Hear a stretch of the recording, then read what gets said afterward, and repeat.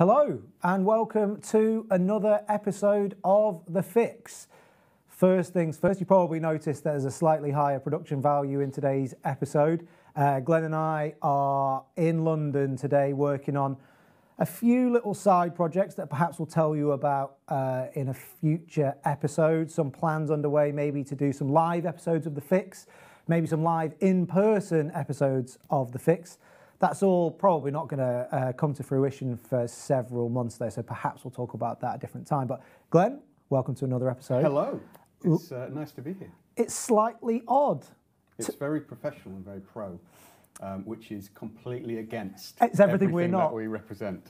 So please do take it as this is a very luxury episode for you. Yeah, I mean, there's no dog. No. No mirror behind me, no standing desk, no cars driving past. I know a few people emailed in about that. Trainers and socks on, which normally obviously I wear my clogs. And trousers. But, yeah. Right, let's talk about some copy. I'm going to bring up the first piece of copy we've got on the screen right now. So, this week we've got two different pieces of copy. So I'm going to read the first one aloud. It's over two graphics. I'm going to read all of the copy because I think there's some good talking points in here that we can kind of unpack. So there's two headlines. Now these were a test, so we'll come back to that at the end perhaps. So one is, did David Gray have a point? And the other is, what will you do when the money runs out? It says, hi Michael, David Gray isn't everyone's cup of tea, talented as he is. I've heard his music described as insipid. Critics would say he reached his pinnacle with the album White Ladder, featuring hits such as Babylon, Please Forgive Me, and This Year's Love. It has gone on to become the UK's 26th best-selling album of all time. Not bad for something recorded in a bedroom and bathroom. You see, David Gray was penniless and was recording everything on a shoestring. Gray summed up the situation in one interview saying they were constantly digging up the road outside the house and you can hear the traffic on the record. On Babylon, there's a car going right past the house. When I edited it out, the song didn't sound as good, so I put it back in. It was tough, as Gray alluded to in the song Night Blindness, a song that highlighted the emotion, frugalness and desperation of the time. The chorus asking, what are we going to do when the money runs out? I wish there was something left to say. Where are we going to find the eyes to see a brighter day? It sums up the struggles of balancing money with delivery. And I imagine Gray would have preferred not to have his drummer bashing out a beat in the bathtub. But while White Ladder demonstrates that money isn't the be-all and end-all to great delivery, although it does help, right? From your perspective, keeping the books balanced means services can flow unhindered into your communities. Now, I'm just going to go to the next graphic where the copy continues. But it relies on a fine balancing act of income versus expenditure. So here's a question for you. What would you and your authority do if the money runs out? Will things stop? And being facetious, of course, the money won't run out. Things will just get cut and your job will become tougher. Insight from the Local Government Association suggests there is a real danger of this happening. This was their response to the 2021 Provisional Local Government Finance Settlement Report. After March 2022, there was no clarity over funding levels, both nationally and at the local authority level. This hampers meaningful financial planning. I'm just going to skip towards the end of the copy so we don't take up too much time. Eventually, we introduced the concept of the people who are selling here. It's a webinar that you're being invited to. And it says, our business is set up to help people like you who have been tasked with the almost impossible job of fundamentally transforming local authorities and the way it supports citizens. And we have faced and overcome almost all the different challenges you might be facing, whether it's a technical problem with the actual connection of finance and data systems or a cultural problem such as reluctance to embrace new approaches. And there's then an invite to a webinar. Now, there was more copy, but I could have got into it. The first point I would just make about that, before we get into some of the deeper things that we can unpack there, is when you read copy aloud, you really do realise how long it takes sometimes to get to the point. And I don't mean that facetiously at all, because there was a point being made. But I think the first time the word you appeared, and I think I even stressed it in the way I delivered that copy as I read it aloud, was when it finally comes to the point, you speed up. And that's why I'm telling you this today. Yeah, it was about 2 minutes in, it felt like. It reminds me obviously we both trained as direct response copywriters, writing very long sales letters that were like 10,000 words and what have you. And I'm sure you, like me, went through that experience of going, get lost, no one reads this stuff kind of thing. Yeah. Then you go through the then you get into it, and then you forget that this stuff takes a long time to read. And it's a big engagement to have someone to read for it. Even that's probably somewhere around 1,200 word extract, maybe, I'd say. I think. That's a kind of typical blog post or whatever. That's a long time for someone to be reading, and it pays to remember that. Like, I know it's kind of basic, like obvious, but people forget because it's a long time to have someone engaged with something. Of course, it's helped when it's such a beautiful reading by yourself of that David Gray lyric. And I think we will feature more David Gray lyrics read by Nick in the future episodes. That's essential. Perhaps a whole episode where all I do is read David Gray. Especially in the studio next time, we'll kind of go a bit darker. There'll be lighting, and I mean, and a that's beam of copy light right there. But yeah, shall we talk about it? Yeah, so I mean, I think there was a few a few slightly shallower points we could make about, in that lead, reading that aloud. There was probably a bit that could have been left, on the cutting room floor there. Did we need the reading?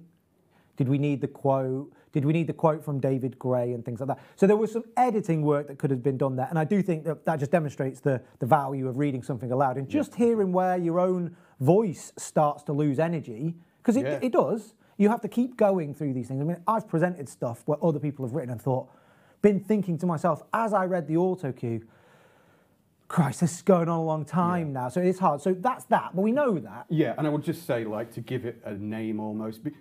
Before that, and we'll get to this point, but just to camp a criticism before we kind of just lay in, it's kind of, I think, using story good, and we'll talk about stories and opening, and that element, using a story, is a really positive thing to do. However, the old so what rule applies, which I've written about many times, but after each sentence, you ask yourself, so what? If you cannot pay off that sentence after 3 so whats, then you're waffling. And I think you could probably say so what after 5 or 6 of those without moving the point. That's not to say the story's not a good one. That's not to say the analogy's not right. We'll get to that in a minute. But again, you've got to cut that and edit it down. It feels slightly contradictory because we will preach saying tell stories and all this kind of stuff, and that element is good, but you still need to be sparse with the story that you tell and reduce that. I mean, that comes from my novel writing kind of thing. It's like you've just got to keep cutting down, whether it's copy, story, whatever. But that was obviously too long. Well, let's talk about stories then, because I think you're right. The instinct to begin with a story is a good one. Yep. It's not a bad story. Nope. There are 3 ways I would think about writing a story, though, and I think maybe this falls between a few. So the first is, can you tell a story about me, please? Not me, me, the reader, your reader. Can you, because the person I'm most interested in is myself. And I know things like that always end up coming across like, oh, people aren't that self-centered. Yes, they are, ultimately are. They don't have, doesn't mean they're selfish, but the person that they're most interested in is them, and then their family, and then David Gray is, maybe he's in the top 10, I don't know. I don't think so. So can you tell a story about me? Now, I think you could, but I'm going to come back to that with this piece of copy, because I think there was some stuff later on that I thought, maybe that's a story. If you can't tell a story about me, I think there's 2 other things you can do. You can tell me a story so extraordinary that I feel like I've learned something and been compelled. So I'm thinking stuff about, historical stories are always great. You can tell me something about the pyramids or Napoleon or the Nazis. I'm being slightly facetious, but tell me something that's going to be like, wow. I'm going to remember. Favourite things of Nick O'Connor there. Yeah. Nazis in 3. Given this is going out on the internet and could be edited. Yeah, true. But I mean, but there are certain things okay, now I've put Nazis in the list, it's going to sound bad, but there are certain things about the world that, those things get documentaries made about them all the time because they are compelling subject matter. And if you can find an angle on them, something you didn't know, then there's a story to be told there. So that's saying you've got to ratchet up the interest level to like a 19, never mind an 11. That can work. Or the third option I would say is, can you bring a kind of symbolic cipher in? Now, by that, I would say in the financial industry, there's a few people who we tell stories about over and over again. I'm gonna rattle them off for you, right? Nikola Tesla, Thomas Edison, Henry Ford, John Rockefeller, these people, right? It's not necessarily just because they were famous people, but they're ciphers for a greater truth, right? So Tesla and Edison are the visionaries, they're the inventors, they're the sort of engineering magicians, and therefore we can tell a story about other visionaries through them. Rockefeller is maybe the connected person. The Rothschilds are the bankers or the power brokers. Who else did I say? Henry Ford, he's the entrepreneur. So these people appear in stories in the financial world, and perhaps there's other, And what you're saying is David Gray is not a musical visionary. He's not. No, he's not. No, but he's not. He's not. His story doesn't lead me to a deeper truth. It actually leads me away from a deeper truth. Yeah. So those are the three things that I would try and do. And I don't think David. So you got you, the reader, something extraordinary, or something that acts as a symbol of something deeper. And if it doesn't meet those things, of course there'll be exceptions, but I'm starting to think, why this story? So that starting to think, I think, is important. I've had an image of that critics sketch from Fry and Laurie where they just like get lower in the chairs as they just criticise it. We'll have to link to that somewhere. But no, it's interesting that you say. So I start to go there, and I'd say, yeah, David Gray isn't Henry Ford. He's not as immediately relatable. Immediately, one of the reasons those things get talked about a lot, those people get talked about a lot, are the reasons you say, but also because they're colloquial. Everybody knows about them. They're a canvas. Yeah. Now, David Gray. Most people remember David Gray. I do remember David Gray's song because the old frontman of my band used to look like him, and we mocked him for looking like and singing like David Gray. But that's very personal to me, and completely at the side. But I would still say you can use them things, but your first elements of that kind of triumphant of whether to use those people, it needs to relate to that person. It needs to be a bit more compelling. And I think you're in dangerous ground, which again, you might be able to get in there quick and with a, can you remember David Gray or what have you? It just reminds me of the kind of, when you ask questions, which we'll come back to, I'm not trying to do a tenuous link to the headline and the subject line, but when you ask questions, how immediately can you answer either to the positive or the negative? And it's like, does everybody know David Gray? Are you risking too much by going down there? Is that story so good that you have to go with that? And I'm not sure if this is. Like, that's maybe the problem there. Well, it's almost like, to use a metaphor, I suppose, those things, they're almost like, they're hoops to jump through. They're things that are in your way. So I've got to get from David Gray, I've got to pay it off I've got to talk about his lyrics, because that's why I'm talking about David Gray. Then I've got to link that to what I want to talk about and you. Like you said, anything can be done, and you never know until something's been tested. And I think you're just giving, with all copy, I always talk about being one step removed. And ultimately, the job of the piece of copy is to sell, is to get someone to act, to get that call to action kind of sorted. Necessarily to tell stories, to explain other things, to make it more engaging, what have you. You're going to move away from that moment of action. You're going to become a step removed. Now, you can get 5 steps removed. You can get 15 if you're really good and you've really got a big engaging story. I remember stories of, like, I think, was it Mike Graham who wrote like literally a book, like as a promo. It was like obscenely long, and that can be done, but especially in a piece that's 1,200 words long and an email and a quick, someone's there reading it on their phone, or someone's shouting to make tea, or the business is running and everybody's panicking. You've got such little time to have those many steps, so you've got to do the David Gray thing, and that, as you were reading it, sounded more, and I didn't get this when I read it on the page, but when you read it out loud, it started to sound like a Melody Maker review. I don't know why I've said Melody Maker, because I'm not that old yet. Enemy, Kerrang, maybe, to show my, my punk roots. But yeah, it felt like he was doing this review of it, and it's like, whoa, this is too much detail. and you're so many steps removed from getting towards what I assumed was selling to a local authority person. So it was so many steps removed from what you were doing, which probably leads us into the crux of it. And as I say, it can be done, but the problem is you're so many like little things away. Again, none of it's wrong, but it's just you're just making it so hard for yourself because you've got to go through all these things. So again, if you ask that so what question, can you just skip to, oh, we all remember David Gray, don't we? Make it a bit more statementy to be kind of assertive and say, we do remember this, you remember David Gray, maybe give them the clue. It reminds me of the idea of always making your reader feel educated. In case they don't know, give them the information and kind of go, in case you don't know. Never this. exclude But anyone. even if they don't know, they're like, I know now because you've told me. And yes, I do know actually, kind of thing. So give them the information as a statement, do the work. What's the point you're trying to make that it's that he was penniless to begin with?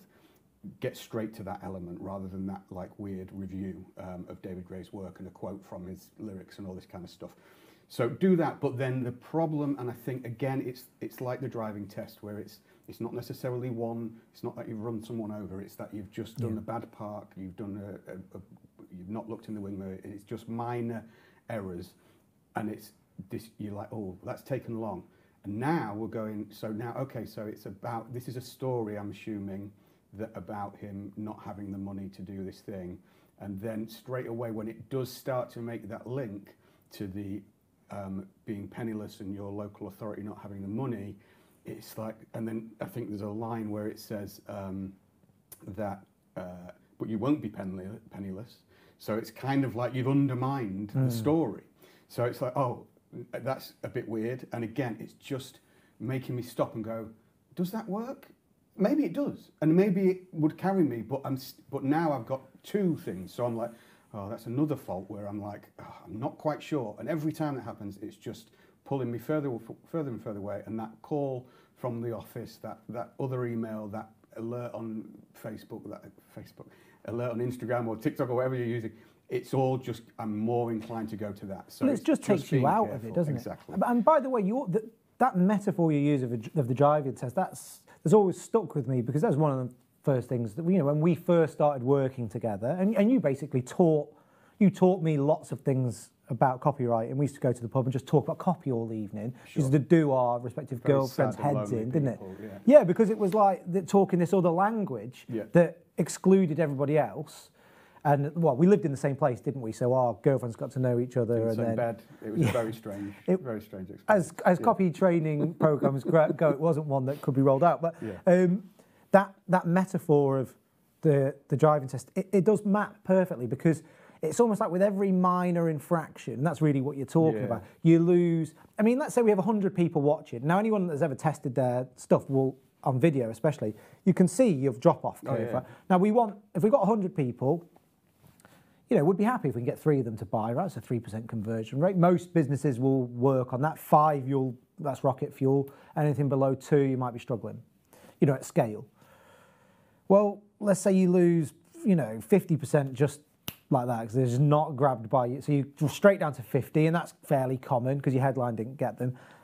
Then imagine every minor infraction is 5 people. Eventually, you're just not left with enough people to close that sale. Whereas if you can get to the call to action, get to the moment where you're asking for the money or the sign up or whatever, and you've still got 40 people, then you'll get a good conversion rate. And whenever I'm looking at, an engagement map or something that I've done, you'll always see that drop off. But I know I'm onto something when you get a drop off and then that. Because it means, okay, I lost some people up front, fine, it's an advert. I can't do anything about that. But those that I got, I kept. And I took them to the end. And if you get that very, very flat or shallow drop-off rate, you're on something. And that's how I think about the kind of minor infractions process of just losing a few people at every turn. You can think of it in the sense of what you can afford to lose as well. Yeah. Like the whole show, the whole premise of this is to really recreate what we used to do in our kind of writing workshops and what have you. And something that I clocked early on, and people never used to get this, and I think Perhaps people out there, maybe you think, all right, you've said that, change it. That's not the case. If you believe in something, like you are the creative, you are the copywriter, and if you believe in it, you might see something that other people haven't seen. It's rare, and usually the learned thing is right, but sometimes the rule will break the thumb, or whatever the fucking thing is that it goes through. But go for it. But it's always suggestions, and therefore you've got to remember, it's what if you did this? Is it stronger? Is it weaker? It's suggestions. It's back on you to make it. Now, if you go through something and think about it, and right, that is, I do believe that this story is the right story to make. But I might lose some people. Can I afford to lose those people? Cool, like do it. Like be strong about your own copy. But 9 times out of 10, the answer will be, oh, actually, why am I losing people on that point? That's a little analogy. It's down here in the weeds that I need to lose. Pick which hill you want to die on creatively. I often say that to people. It's like, if you believe in that, because it's a high risk move in any environment, whether you're a freelancer, in-house, you're the creative director, you're a junior copywriter, to say, no, you're wrong, I'm right. Yeah. It's fine, it's good, and you should do that in your career. I've done it tons of times. I've been wrong loads of times, but I've been right a few times too. And sometimes you learn something, and so it's not a problem. But just take a step back and think, is that the one I want to plant my flag by, David Gray? Yeah. I wouldn't. But let's just delve into the story. So what story? So maybe that's not the right story. Maybe it's a little bit shallow. When I read that piece of copy, got a very strong sense, I would say too late in the copy, but in there nonetheless, that we are writing here to at every local authority, there must be a person or a group of people who sit there thinking, there isn't enough money. Mm-hmm. There isn't enough money to do all the things that we have to do, that we've promised that we'd do, that we'd like to do. There isn't enough. What are we going to do? There isn't enough money. That feeling, that came across, that's the person we were writing to. Now, if I'm getting that feeling, and I don't know, I've never worked at a council, I know you have, but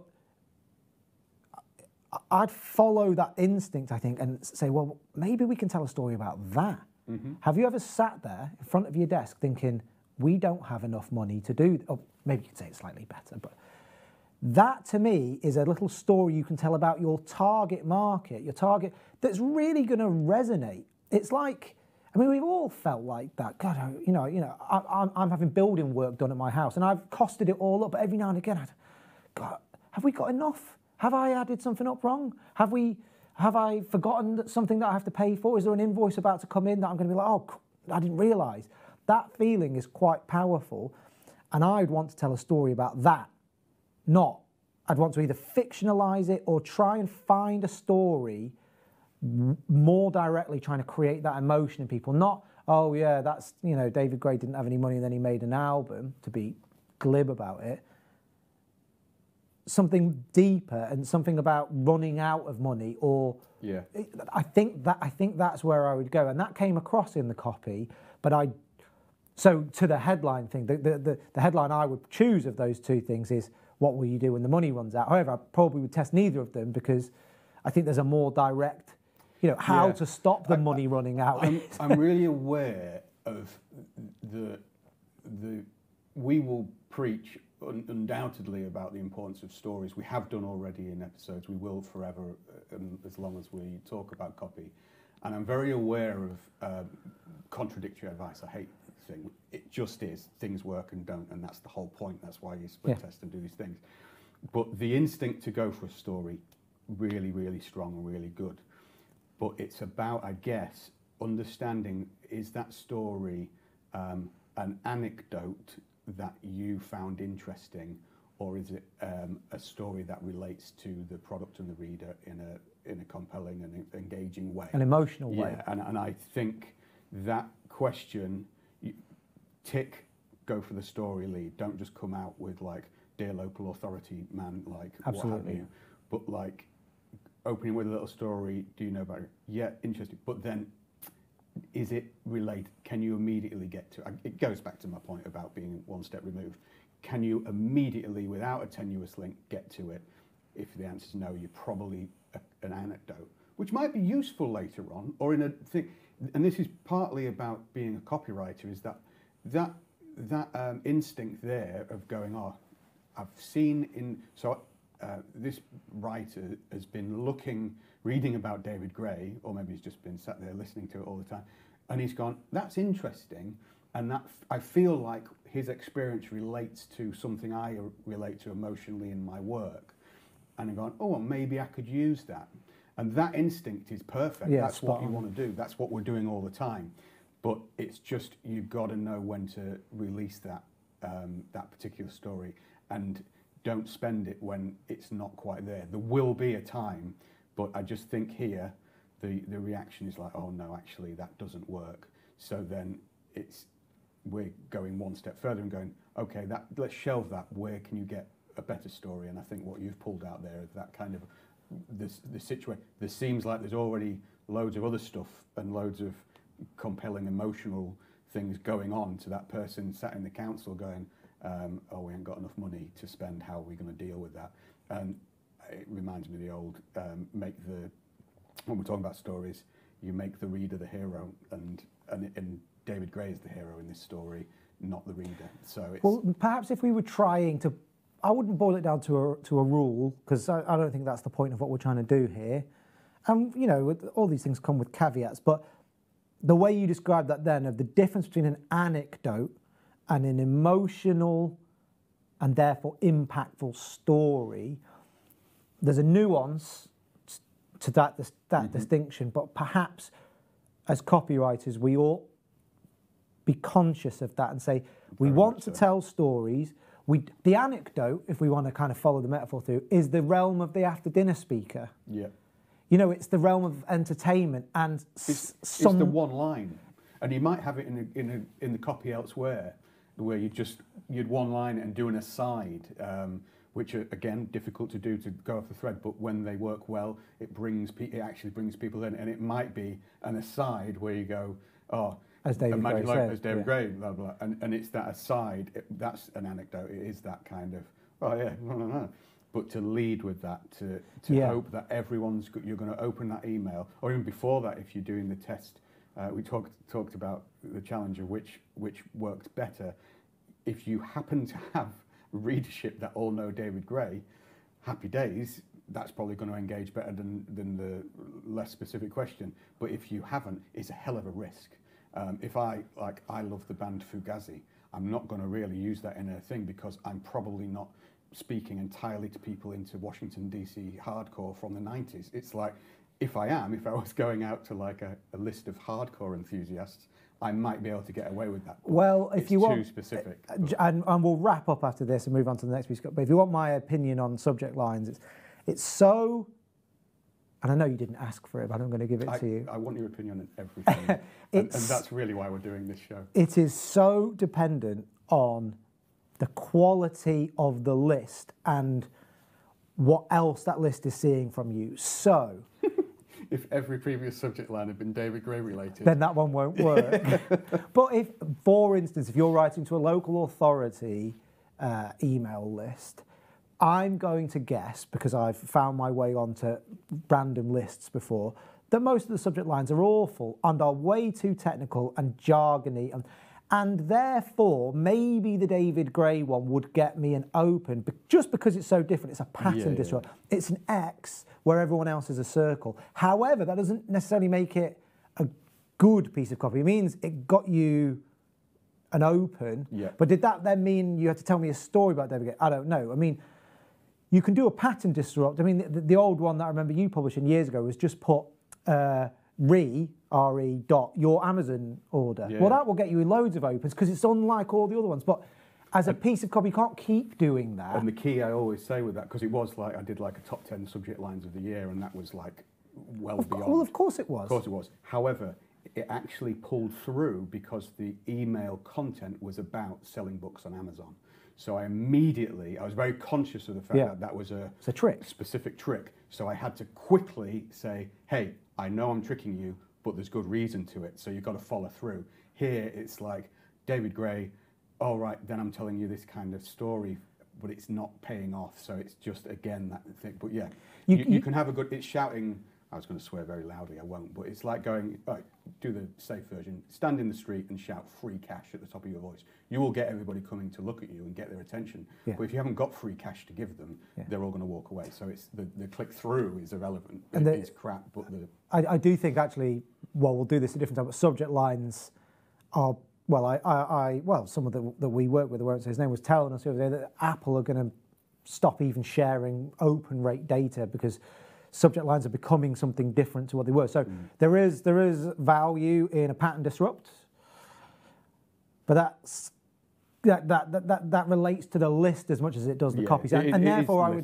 I would still just try and tell a compelling story about the reader, not about David Quaid. It reminds me of one anecdote on that, and it is an anecdote, but Mark Ford, one of our old mentors, used to just really annoy me because when I was a young copywriter, I was like getting subject lines and like split testing them and really like getting better engagement with all this stuff and doing stuff. And he'd just come and he's wise enough and experienced enough to he'd just go, well, just how many did you sell? Like, just look at the sales. And I was like, no, but if I can increase the conversion here, increase the conversion there, then that will do that. And he went, yeah, but just how many did you sell? And for ages, I was like, you idiot. Like, but he's right. And I learned that it's the irreducible truth that it just counts at the bottom line. All of that stuff, can help you a bit, but it's the bottom line. That's what, and that stuff can get you all in a tizzy. I've used the word tizzy officially on camera now, but it can, and it distracts from what you're really trying to do, which is just sell and get. Well, it's the old one is always it's getting loads of clicks but no sales. Yeah. Right, great. Social media. Well, great. What do you want? Clicks or money? I mean, ultimately, if you're inside a business and that's your ultimate goal. Yeah. Anyway, let's move on to the next piece of copy. Cool. I'm going to bring it up on the screen and here on this tablet. Very different piece of copy. I'm not going to read the whole thing because it's a slightly different piece of copy. Now, this is it's a piece of brand copy. So the brief, and we'll talk about this in a second, is to talk about this specific brand on a website, and therefore the copy doesn't quite hang together in a linear sales letter fashion, but it's not supposed to. So, Ariat Equestrian Clothing and Footwear, connecting you to the outdoors. Since revolutionising riding footwear in 1993, Ariat International has gone from strength to strength. It's now the #1 equestrian performance footwear brand in the world. Ariat's unbridled spirit for innovation continues to bring new ranges of high-quality equestrian clothing and country clothing to a wide range of consumers. Is Ariat a good brand? Ariat is a brand synonymous with style, performance and comfort. It's a bestseller with equestrians all over the world. But here at Elland, Elland, I believe, is the name of the shop that would be running this piece of copy. We believe there are even bigger reasons to choose Ariat for your outdoor clothing and footwear needs. The story behind the brand. Have you ever stopped to think about what Ariat means? Ariat comes from the name of the legendary racehorse Secretariat. Secretariat was famous for his will to win against all the odds. His tendency to start last from the gate was overcome by his love of running and his big heart, which was 3 times the size of a typical thoroughbred. Ariat's company values are reflective of the story of Secretariat. You can read more about them on the Ariat International website. Right, I'm going to stop there. I love that his heart was literally bigger. Yeah, slightly going odd.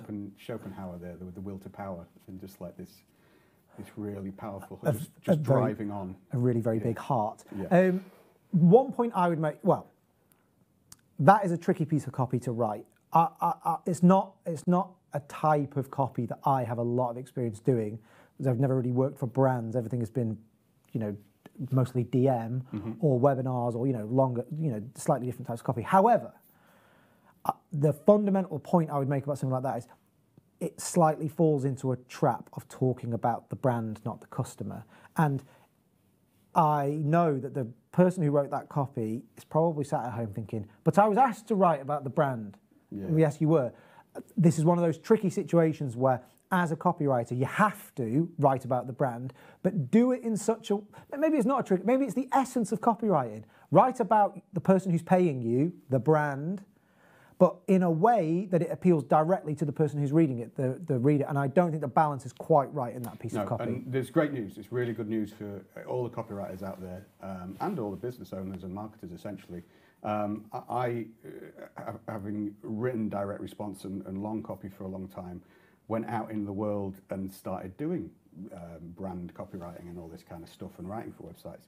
And what I discovered out there in the world was that the majority of websites, the majority of companies, unfortunately, we're still working it out. I think it's because everything is done by committee in the world of business, but they have no idea what they're doing, and they are writing as if they are doing an entrance exam for a university and saying, well, my interest is this, and I do this, and I socialise, and social media is I enjoy that at the weekends, and going for a pint with my friends, and this is me, and I do this, and I do this.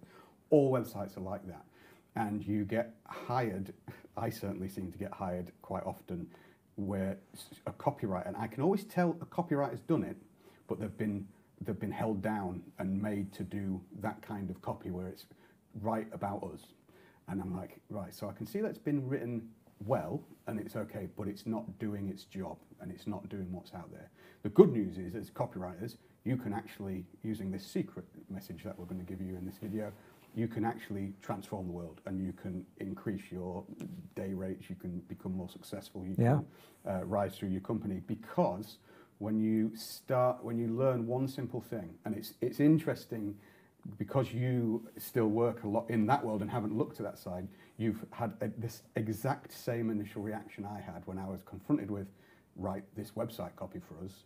Why is it all about you? Like, no one gives a hoot about you. It should be about the reader. People say it. If you go on Twitter, on LinkedIn, there's a million people saying it's always about you, it's always about you. But for some reason, when you go on the actual websites and the actual copy, no one's written this. Now, as I say, I think it's because of committees and everything. And I see it as a role of the copywriter to force through this change and just say, just test it and see what happens, because it will invariably work better when you turn them stories onto the reader. Now, that's not to say, as you say, you can't write about the company. Yeah, of course you have to. And you're writing about the company, of course you are. But what you need to do is say, right, all of that information, so each of those, the way this is broken down into little things. Now, I was slightly confused. I didn't know if this was one long post, in which case it was structurally a mess. But if it is little...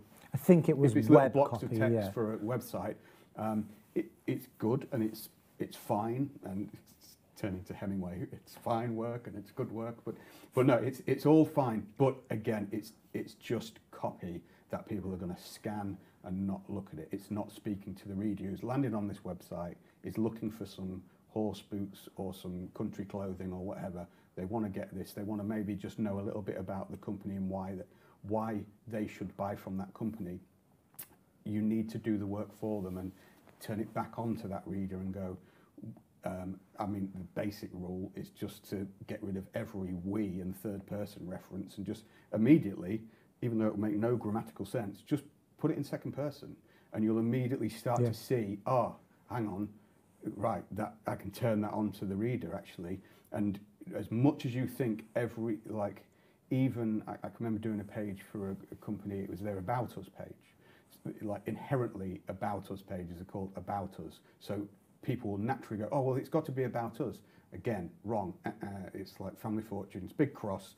No, it's about how you, as the company, relate to the reader. Yeah. So you turn your story about being, let's say you were founded over the kitchen table in working class Bradford, what have you, and you're really proud of that as a business, and that's cool, and that's you want to share that information. That's the info. Why is that important to the reader?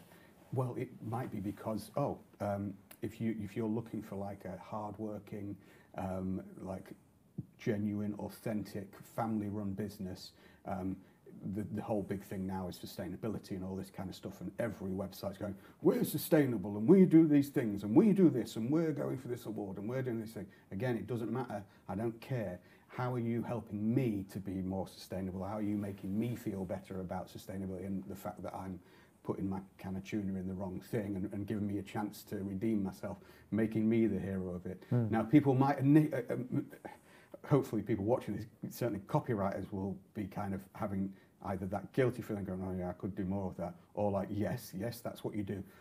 Business owners might be thinking, oh, hang on, but or you might just be thinking, but really, for an About Us, for these little bits of copy, yes, like it's absolutely all of these bits need turning onto the reader. Well, I think it's business owners, universal, and it's just not done. No, it's really easy.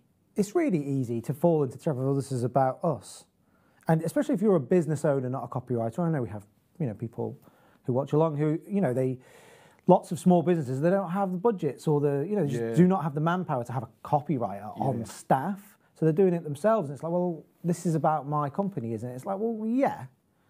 But the goal of it is to educate your reader in such a way that they want to become a customer or they become a harder prospect of some sort. Yeah. Now, I don't do a lot of branded stuff like that. But I still think that the fundamentals of advertising apply. So if I was writing a brand page, I'd probably start with two things. You do more of this than me, so you can correct me if I'm wrong. The first is I would write out a list of features and then turn them into benefits. So why is this brand of footwear, clothing, whatever it might be, what qualities does it have? I try and make them as specific as I can. It's the old, if you ever watched the very first episode of Mad Men, I don't know if you ever watched it, but he's trying to sell cigarettes. And in the end he goes, he gets them to talk all about cigarettes. How are they made? And the guy says they're grown, picked, rolled, toasted, such and such. He goes, let's say they're toasted. And it's just this, but he just digs into exactly how the process works. And that isn't necessarily a benefit, but it's that thing of go through the features, how are they made, how thick are they, how durable are they, what they made out of, blah, blah, blah. Now, what benefit is attached to all of them? So I do the prosaic stuff, but then from the reader's angle, I think I would just keep in mind that most advertising like that works on the principle of don't sell to who your customer is, sell to who they want to be. And that's the sustainability, and some of that stuff I just find terribly woke, if I'm honest. But it's still, if that's who your customer is, if they care about that in a really deep way, then sell to them because they want to be the person that helped to save the planet or whatever it is that those people think they're doing. I'm sort of attacking the advertising side of it, which is I don't really think sustainability is a buying motivation, and therefore it's pointless. It's a way of virtue signaling. However, it can be harnessed in a powerful way in advertising if you actually think about why you might want to signal that virtue to somebody. Yeah. But I'd be thinking about those two things: features into benefits, and then I'd be thinking about who the customer wants to be. How do they want to look? How do they want to be seen? And then I would try to weave that into how I was telling that story about that brand. The thing is as well, I mean, the trouble with advertising generally, with copywriting generally, and trying to persuade people to, it all boils down to very fundamental stuff. And I feel like, I hope by the way we talk about things, and if we seem to go over the same ground, it's because that's the ground you need to go over until you get it, and until you realise that it doesn't need to be as complicated as everybody makes out. And there are some fundamental emotions, fear and greed, aspirations and people wanting to achieve X or Y is a massive thing here. And this secretariat, this company, it sounds, even just on a glimpse of the copy there, it sounds to be town and county, horsey, well-to-do, trying to be that stuff. You need to put that reader, that person who's visited that website, is looking to feel like that. At the moment, the emotion's not coming out of that because it's the grandstanding of the company going, oh, well, we do this, we do that, which we assume, and again, assuming is the worst thing people can do, as copywriters can do. You assume that the reader will get that immediately. You assume that the reader will give you the time to figure out that by saying that it's good. And that's not, you have to do the work for them. You have to assume that the reader is inherently lazy. They're not, they're inherently busy, but just assume that they're inherently lazy and not going to do that work.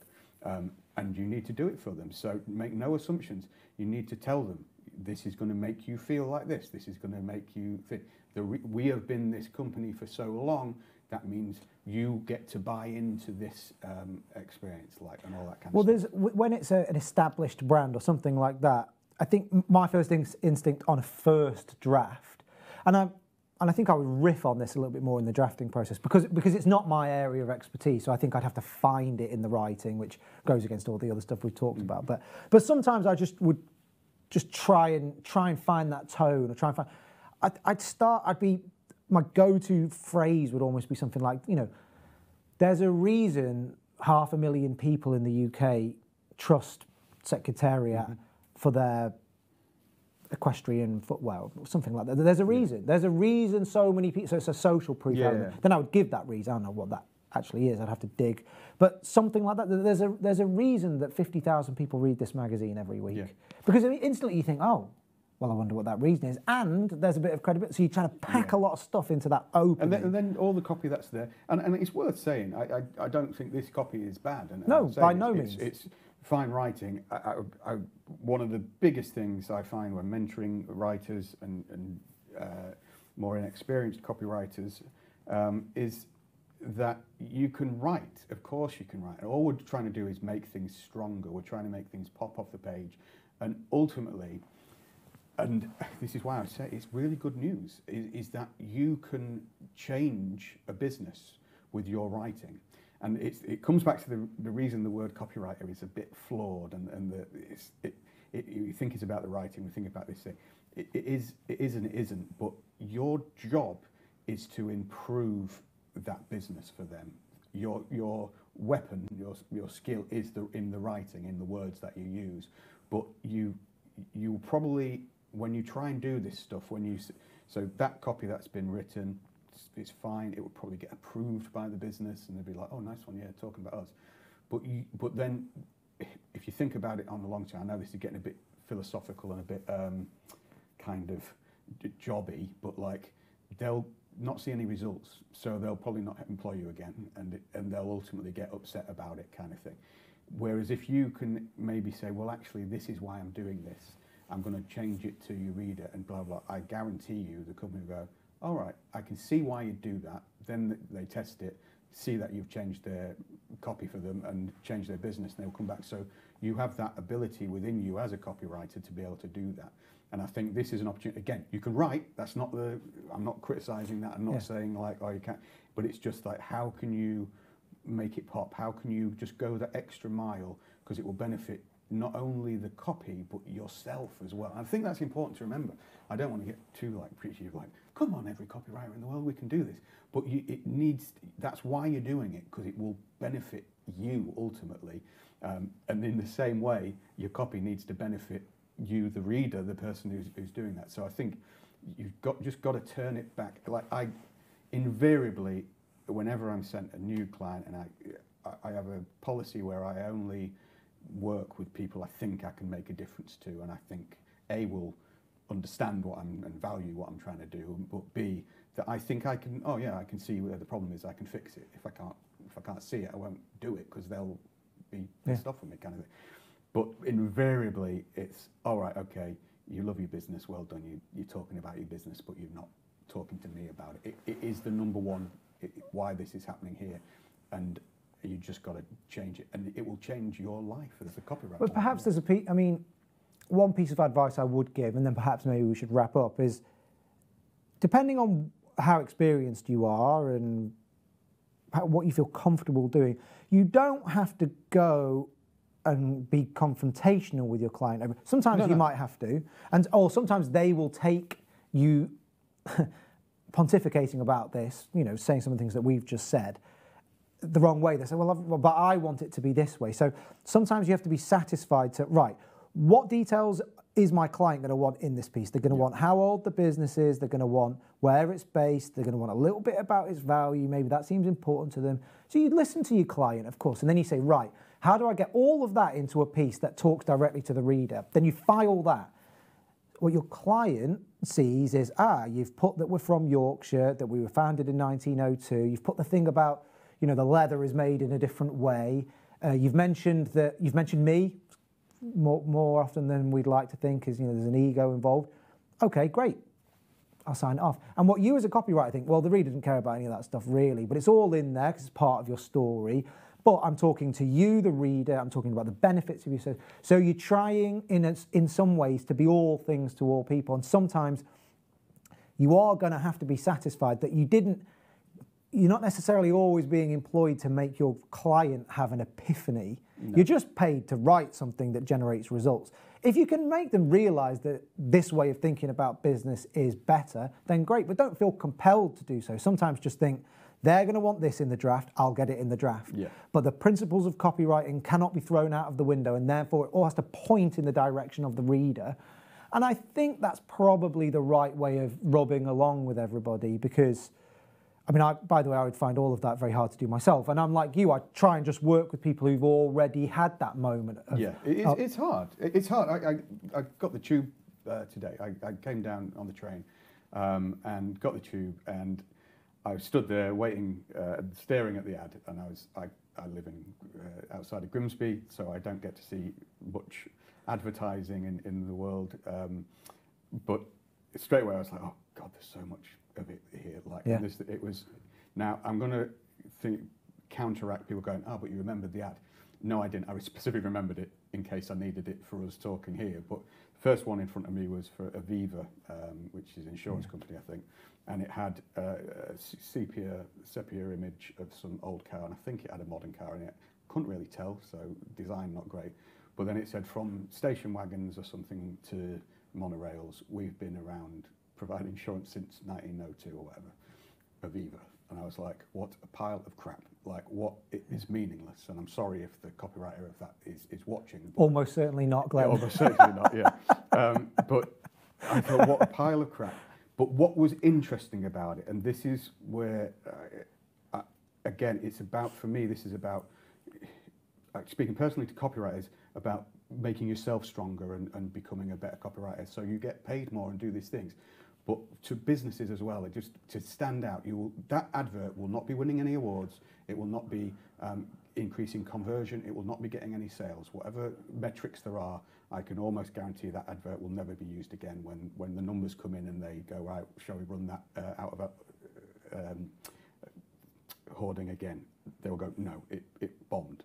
And the reason it bombed is, the reason it got through is because it was specific. It had like, oh, from station wagons to petrol things, we've been from this date, and it's like, all right, okay. And it's saying, oh, we've been around a long time because we've done this thing.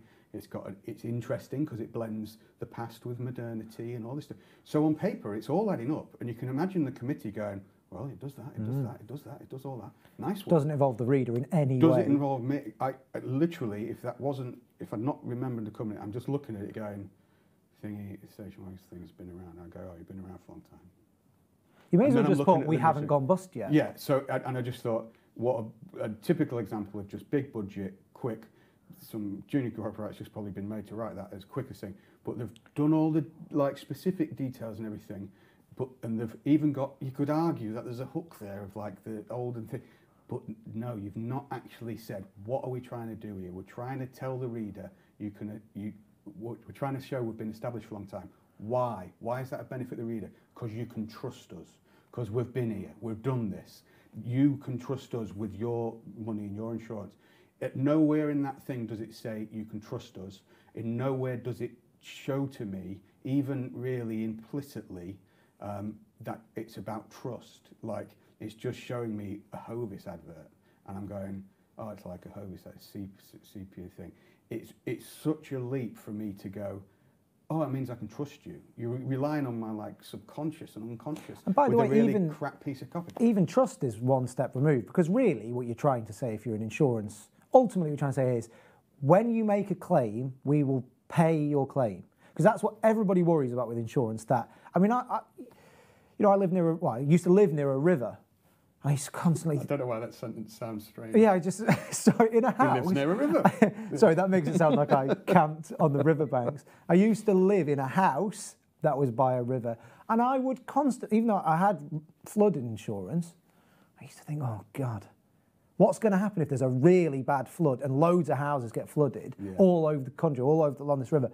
Are they actually going to... So that's... Trust in the world of insurance connects to that issue, which is when I need this, and you only need insurance when something bad happens to you. Yeah. So you're on your knees, emotionally speaking. If we want to really amp that up. Well, now we're talking about the reader. Now we're talking about emotion. I'm not saying necessarily. I mean, I'm not that sort of copywriter, so I wouldn't suggest that I could necessarily do it better. Well, I know I am suggesting that, Yeah, but I know what you mean. Though. you know, it's just it's easy I to just assume leave in the the reader. insurance industry. They probably sat in the room and go. I would imagine they've paid focus groups, all this stuff. The number one thing in insurance world will probably be, will I get paid out? That's probably the number. We're guessing here, making thing, but I would guess that I would say. My thought is the committee, even the copywriters in there might have gone, we should probably focus on that. And they're going, but then what if we don't pay out on that claim? And therefore you've just gone, all right, so you can't trust us, we're inauthentic. So you shouldn't be playing on those emotions. But otherwise, why the hell isn't more insurance adverts about that thing? That's true. So, but the point we're making, we get slightly distracted, is that it's always, you've got to put the reader in there. It's such crap advice. It's such like basic, like, I know, but I don't know if people either do know or feel they have permission to do it. And I can guarantee if you don't know, and we won't tell anyone, like we just keep it to yourself. From now on, put the reader first. But if you do know and you're kind of like, I can't, I'm hitting the wall, you need to almost, you've got the copywriting skill, now you need to get the persuasion skill to persuade the client why to do that. And you're saying, we will sell more, we will do more, you will see the difference. Have confidence in that because it will work. If you do the work and get the idea right, it will pay off in the end. So I think that's what you need to do. But yeah, that piece of copy, it's good, but fundamentally, I feel as though we haven't given lots of advice on that. But really, all you need to do is just turn it on the reader, and you've already got the skills to write. You've got the detail. It's just about turning it towards the reader. Do that, and you'll increase it, strengthen it by 100% immediately. You might have work to do after that, and there might be ways to do that. But we kind of don't need to go there because you know what to do. Just turn it towards the reader. And I think perhaps we should wrap up there. Thank you very much for watching. As always, send us your copy to review. Send it to feedback@longcopymasterclass.com. We've now got a YouTube page and channel, which we would appreciate it if you would check us out on and subscribe if you can.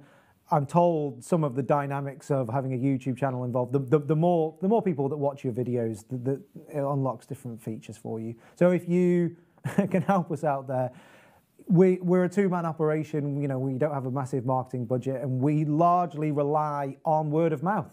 You know, people who like what they see, like these videos, sharing these videos and what we do with other people. So any help you can give us, much appreciated. And if you know somebody who you think would get something out of the fix, whether submitting copy or just watching along, then let them know about this. And just one final point, I've had a few people write in or talk to me. As I'm in London, I've caught up with a few different writers who've all said, I'm a bit uncomfortable having, you know, my brand, my company, whatever, having our copy reviewed in a public forum.